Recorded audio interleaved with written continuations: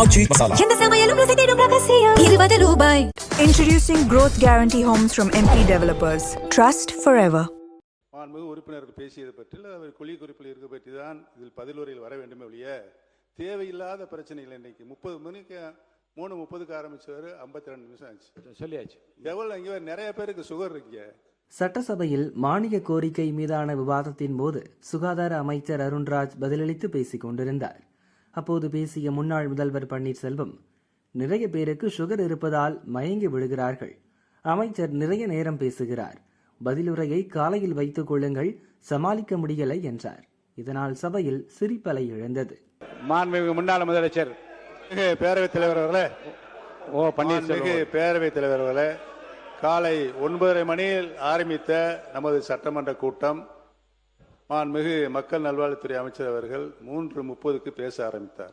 இப்போ 3:52. அவர் அந்த துறையினுடைய மாண்புமிகு உறுப்பினர்கள் பேசியது பற்றி அவர் கொள்கை குறிப்பில் இருக்க பற்றி தான் இதில் பதிலுரையில் வர வேண்டுமே ஒழிய தேவையில்லாத பிரச்சனைகள் இன்னைக்கு 30 மணிக்கு 3:30க்கு ஆரம்பிச்சவர் 52 நிமிஷம் ஆச்சு சொல்லியாச்சு. எவ்வளோ இங்கே நிறைய பேருக்கு சுகர் இருக்கீங்க. பூரா அப்படியே மயங்கி கீழே விழுகிறாங்க. நான் உள்பட்டதையும் சொல்லுகிறேன், பயங்கர வேதனையா இருக்கு, சமாளிக்க முடியல. இல்லாட்டி ஒன்று செய்யுங்க, பதிலுரையை காலையில் வைத்துக் கொள்ளுங்க.